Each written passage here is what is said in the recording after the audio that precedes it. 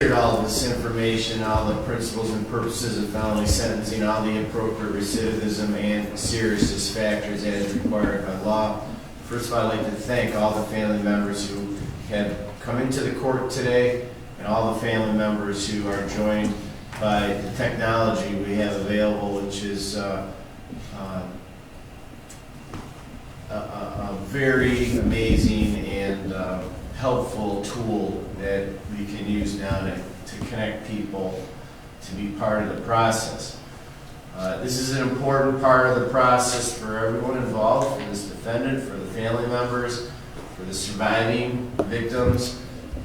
It is a process that justice requires is given careful attention.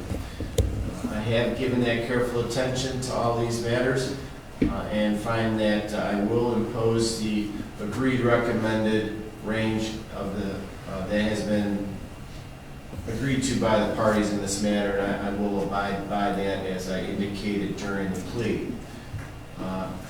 I also am finding that consecutive prison sentences are required and contemplated and bargained for by this defendant in the nature of the plea. This range cannot be met without some consecutive sentence. Also, we'll note that certainly consecutive sentences in all these matters is absolutely necessary to protect our community, punish this offender, and is not disproportionate in any way to the incidents at hand. And also, these crimes were committed while this defendant was under post-release control supervision, as well as the harm so great or unusual, single term, would not adequately reflect the seriousness of all of his conduct in these 4 cases. And certainly, as well, the criminal history of this defendant is more than an indication of his specific risk to commit further crimes, and therefore consecutive sentences to separate him from our community is necessary.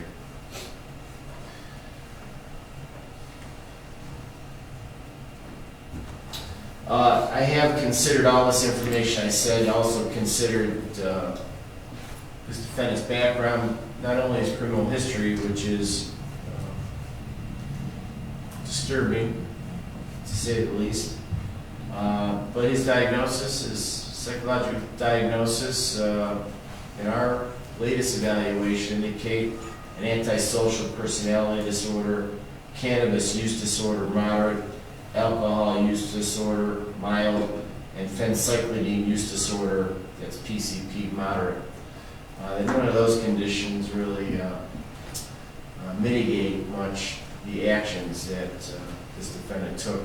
4 separate incidents involving vulnerable victims that caused life-changing consequences.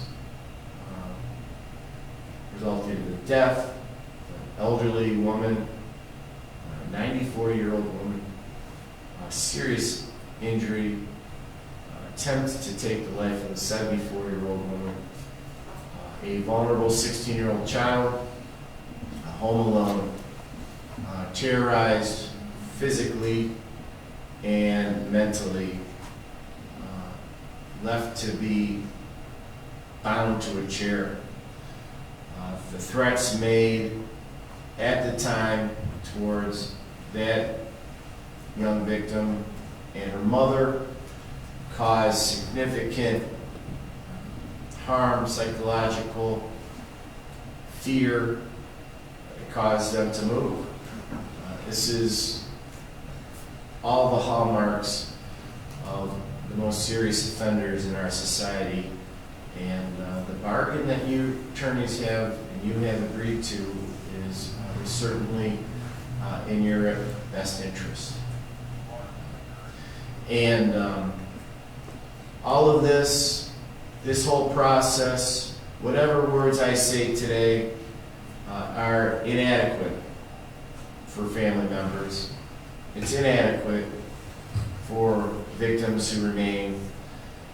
It is all the law can do is offer these words to separate you from society, where I do hope you will have an opportunity. You've had plenty of opportunities to receive whatever help you need to stop committing these violent sexual offenses,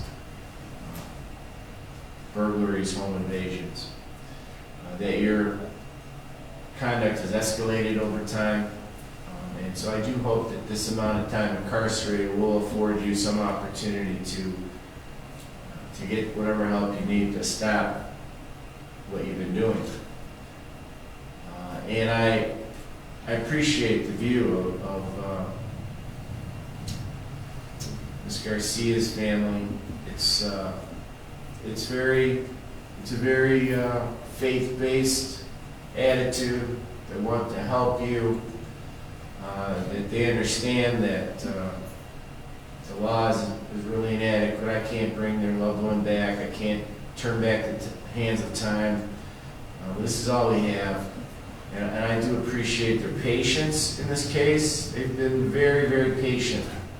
They're willing to do what was necessary for justice for their family members. Willing to come down here, face you, testify, and I appreciate all that. And their patience I really appreciate that. I know it's been very difficult.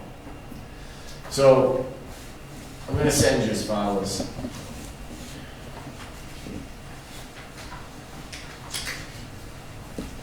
We'll start with case 643254.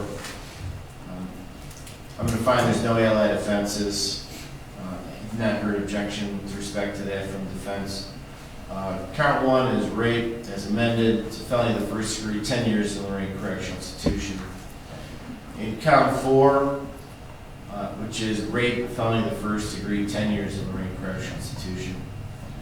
In count 6, which is kidnapping, felony of the first degree, 10 years in the Lorraine Correctional Institution. In count 8, aggravated burglary, felony of the first degree, 10 years in the Lorraine Correctional Institution. Those who run concurrent to each other. In case 636100, as indicated by the state, count 1, involuntary manslaughter, and count 5, kidnapping, are allied offenses, and therefore murders, therefore conviction will not be there would be no judgment of conviction in count 5, the kidnapping. The state has elected count 1, involuntary manslaughter. So with respect to count 1, involuntary manslaughter, I send you 10 years in the Lorraine Correctional Institution for that felony in the first degree. Count 3 is aggravated burglary, and it is not an allied offense. It's a felony of the first degree, 10 years in the Lorraine Correctional Institution. In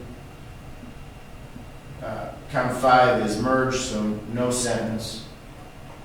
Count 8 is attempted murder. Count 8 and count 11 are allied offenses. They do merge. Therefore, the state has elected count 8, the attempted murder, felony of the first degree. Sentence will be imposed there. There will be no sentence and no judgment of conviction in count 11. So in count 8, attempted murder, 10 years in the Lorraine Correctional Institution. In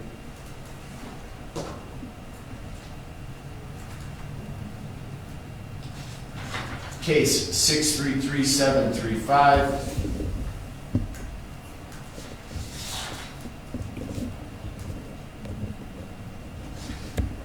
and let me make sure that I have this correct.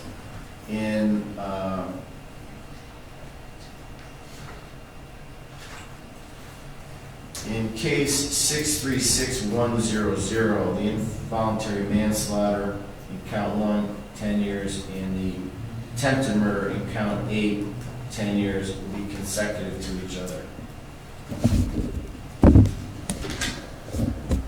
In case 633735, count 3 and count 4 are allied offenses. Therefore, the state has elected count 4, the kidnapping, the felony of the first degree. Count 3, there will be no sentence or conviction or judgment entered in count 3, the gross sexual imposition. I will impose in count 4, the kidnapping, felony of the first degree, 10 years in the Marine Correctional Institution. In case 633079, escape, it's a felony of the fourth degree, 18 months in the Marine Correctional Institution. The terms in case 633735, case 636100, and case 643254 will run consecutive to each other.